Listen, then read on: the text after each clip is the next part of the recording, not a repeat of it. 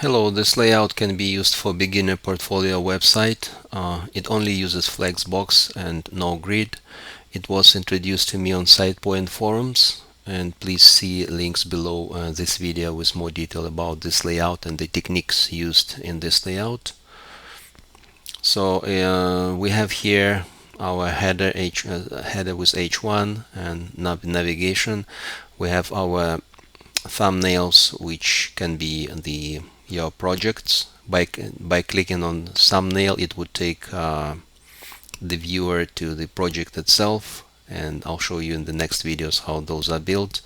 But that's pretty much it. So just 2 columns of thumbnails, and then it also has a footer. It's a sticky footer technique by Alex Carpenter.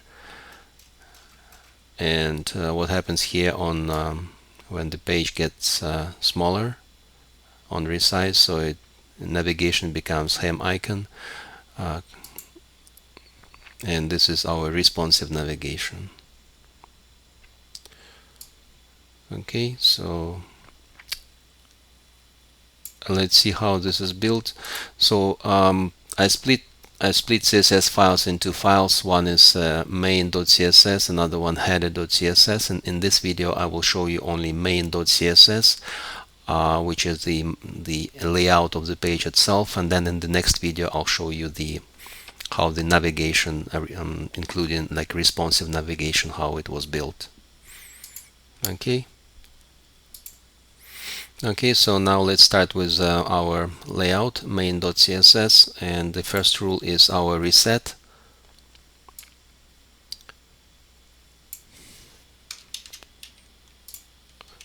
This is our reset. So it's just HTML body. We remove margin, remove padding. We give it box size and border box. So this we close this, and then the next rule is universal selector it adds pseudo elements. Okay, I'll post a link below the video about this reset, how it works, like what it does. It's a CSS tricks article.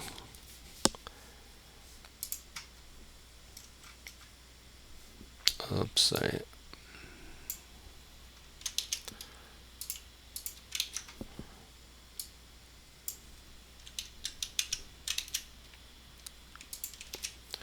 Okay, basically what it does is this reset defines that all child elements will inherit the box size and value from their parent.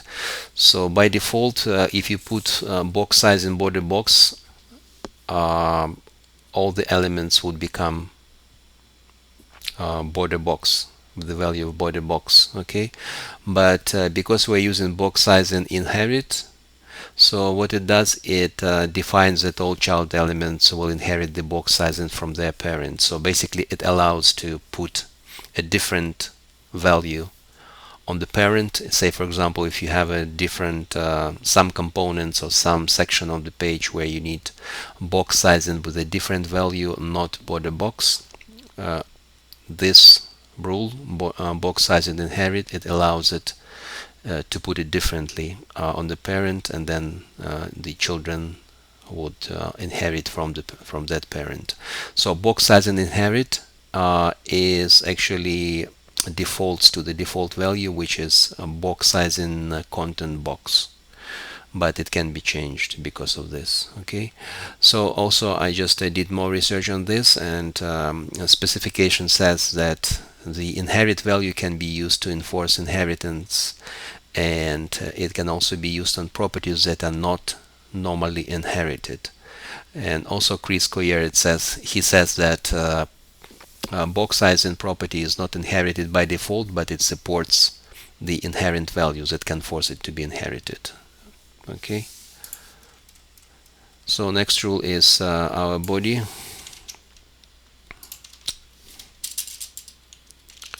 We'll give it border some font, font size and color, and then the next rules is our sticker footer.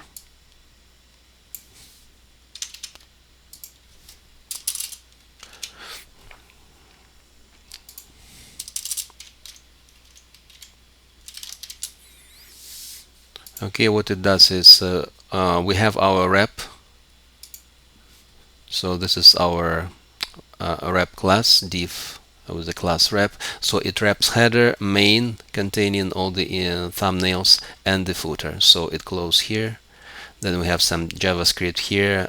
This JavaScript, it powers that responsive nav, which I'll show you guys in the next video how it is built. And so we close body and HTML.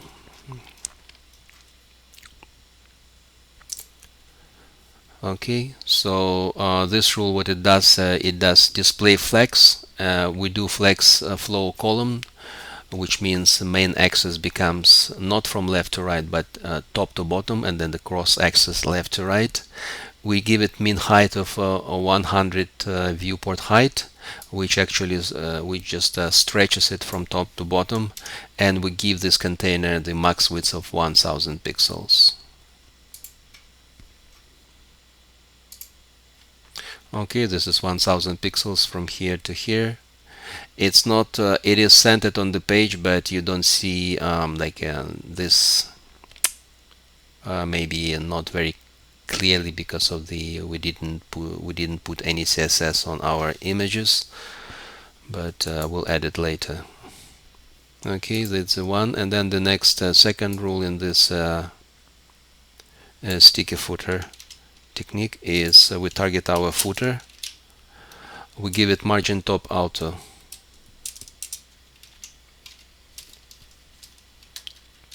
Okay, and margin top auto, what it does, it pushes footer down, so it occupies all available space in the direction of this flex flow column. So which results the footer sitting at the bottom. It doesn't matter how much content. In other words, so if there's too much content, it pushes footer below the fold. If there's no content, footer sticks to the bottom anyway. So let's just try to comment this out. You already saw with these images, thumbnails footer gets pushed below the fold. You don't see it. But now we comment this out. This is our footer. It sits at the bottom.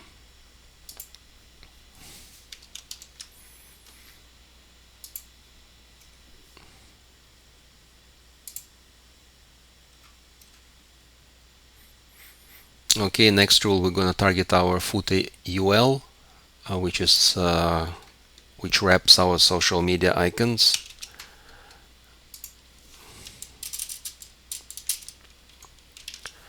So it's footer UL. We give it some padding as well. Remove padding and close this one. Okay, so what it does, we give it we do display flex and then justify content center, which centers horizontally the content of UL, and then list style none, which removes bullets, and then padding left 0, it removes default left padding from the UL. Okay, let's see what's happening now.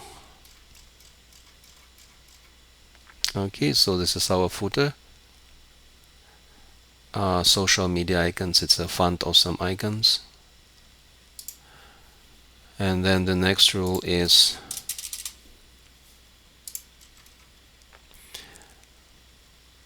we target allies. We just give them some margin just to put some space around.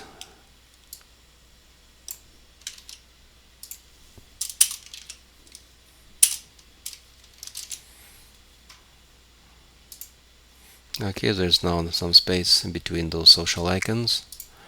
So the next rule is I'm just copying and pasting because I already have those.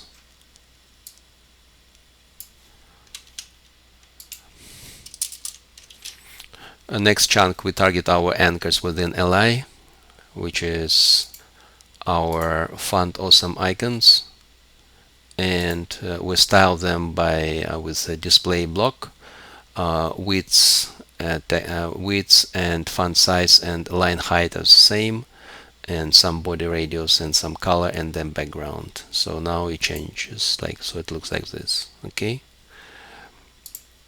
and then we just give some different colors on hover.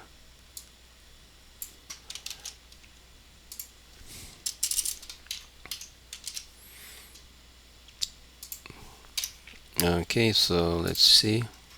So now on hover it just changes some color. Again, guys, you can add some delays or ease, whatever those transitions. I think it's called transitions if you want. But the next one is footer P. We have some text in our footer. So footer P, okay, and then we give some padding as well.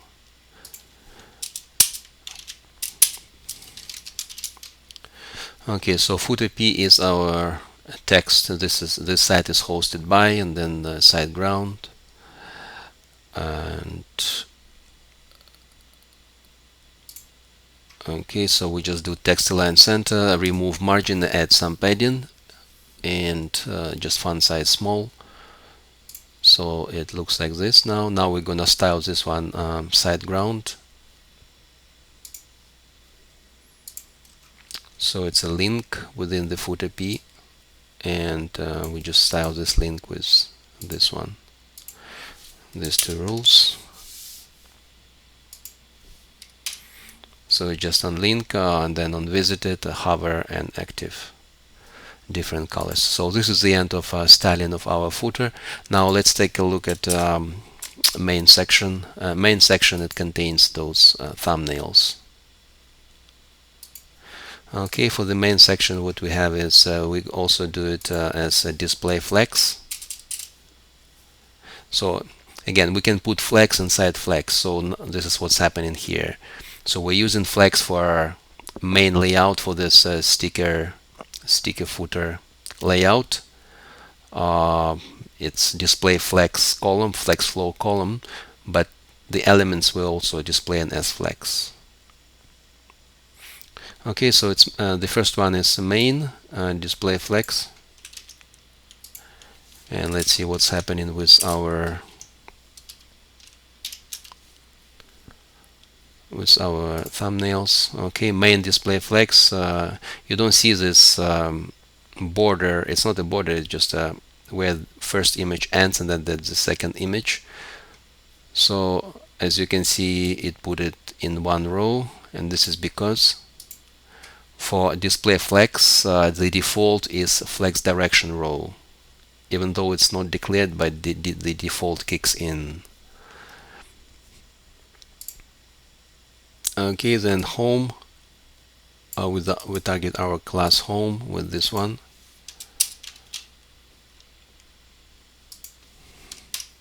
So flex wrap, we wrap it and just justify content space around, and then align items center. So our home class, we're targeting those divs.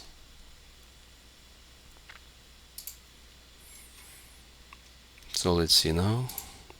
Okay, now they wrap and then there is some space around. And because those are within this container of 1000 pixels, this is the space, available space on the left and on the right. Space around, right? The next one is we target our, because we created divs around each thumbnail.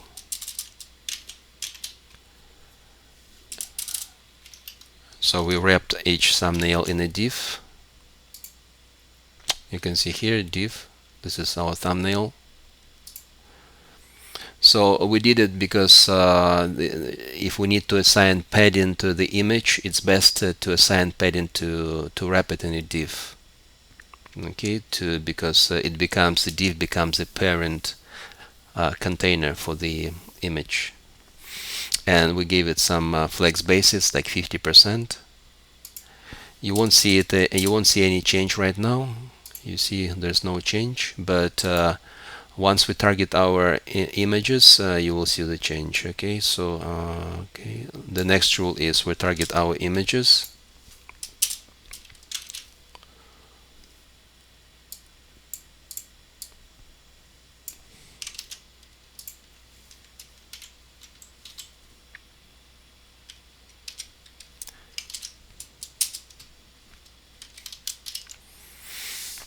Okay, we give them this because by default they are in line, so we give a display block and then width 100%, which tells the browser to render the image with max available width, which is flex basis 50.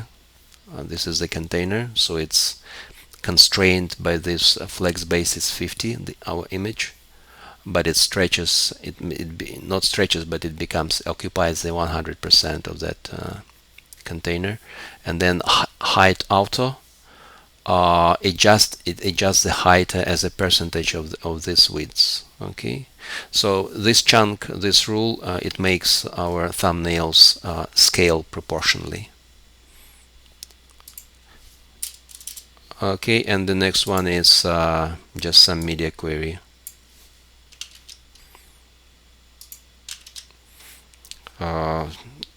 Home div, again flex flow column, and then flex basis 100%. So I just added this, so on max width 670 pixel when the screen on that width and less, so it just becomes one column. Okay, let's just do inspect.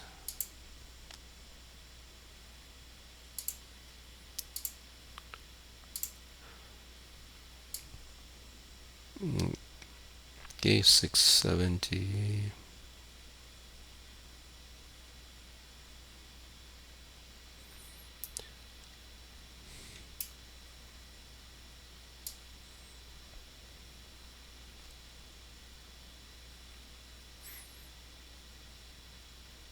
Okay, so in 670 it just becomes one column. Okay guys, that's pretty much it for the main for the layout itself, and then in the next video I'll show you how the navigation and responsive portion of it is built. Thank you for watching.